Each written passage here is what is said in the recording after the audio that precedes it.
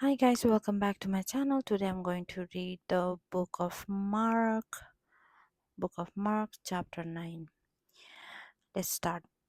And he said to them, truly I tell you, some who are standing here will not taste death before they see that the kingdom of God has come with power.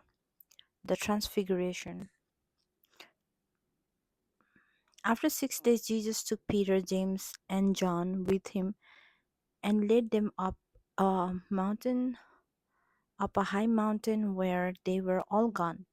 There he was transfigured before them.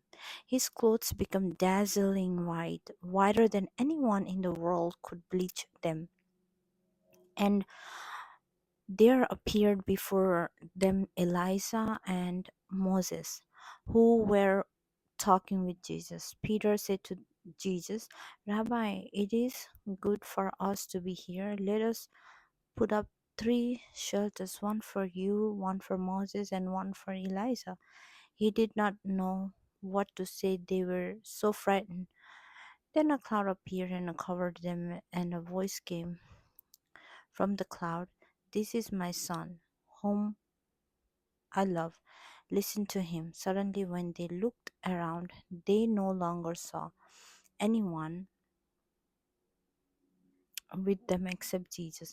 As they were coming down the mountain, Jesus gave them orders not to tell anyone what they had seen until the Son of Man had risen from the dead. They kept the matter to themselves, discussing what rising from the dead meant.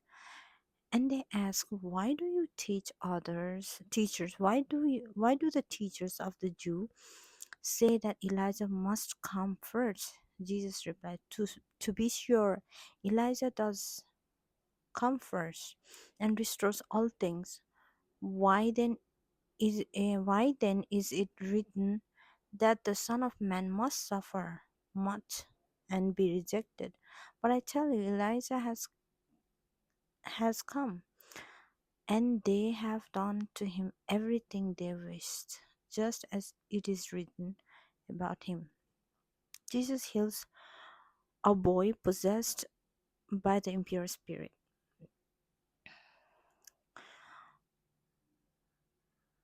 When they come to the other disciples, they saw a large crowd around them, and the teachers of the law arguing with them. As soon as the people saw Jesus, they were overwhelmed with wonder and ran to greet him. "What are you arguing with them about?" he asked. A man in the crowd answered, "Teacher, I brought you my son who is possessed by a spirit that has robbed him of speech. Whenever it seizes him, it throws up to a ground. He foams at the mouth and gnash his teeth and become rigid. I asked your disciple to drive out the spirit, but they could not." "You unbelieving generation," Jesus replied, "how shall I stay with you? How long shall I put up with you? Bring the boy to me." So they brought him.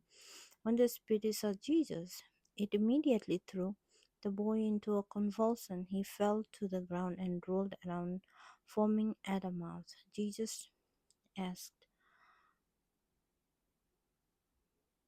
the boy's father how he has been like this. "From childhood," he answered. "It has often thrown him into fire or water to kill him. But if you can do anything, take a pity on us and help us."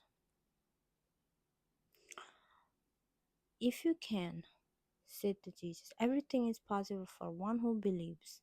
Immediately the boy's father um, exclaimed, "I do believe.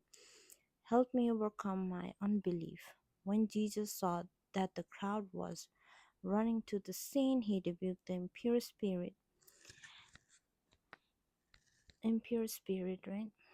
"You deaf and the mute spirit," he said, "I command you, come out of him and never enter him again." The spirit shrieked, convulsed him violently, and come out. The boy looked so much like a corpse that they may said, "He is dead." But Jesus took him by the hand and lifted him to his feet, and he stood up. After Jesus had gone indoors, his disciples asked him privately, "Why couldn't we drive it out?" He replied, "This kind can come out only by prayers." Jesus predicts his death a second time. They left that place and passed through Galilee. Jesus did not want anyone to know where they were because he was teaching his disciples. He said to them, "The Son of a Man is going to be delivered into the hands of men. They will kill him, and after 3 days he will rise." But they did not understand what he meant and were afraid to ask about him. They came to Capernaum. When he was in the house, he asked them, "What were you arguing about on the road?" But they kept quiet because on the way they had argued about who was the greatest. Sitting down, Jesus called the 12 and said, Anyone who wants to be first must be the very last and the serve of all."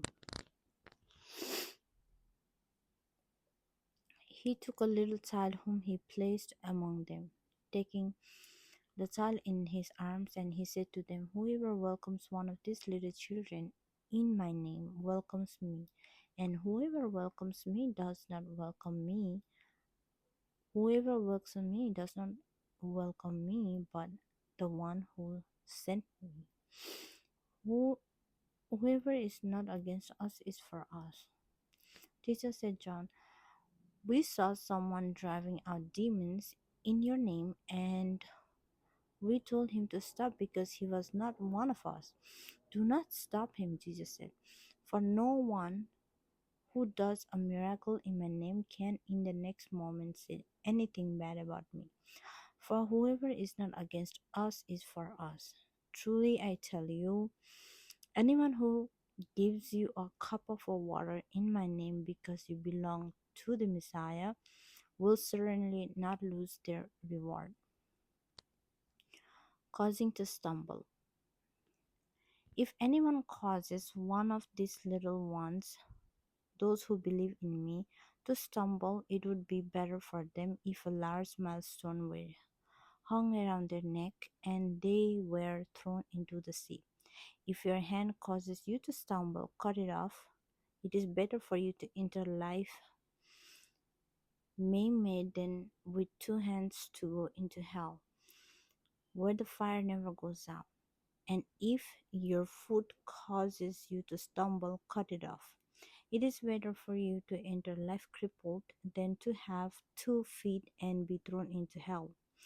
And if your eyes causes you to stumble, pluck it out.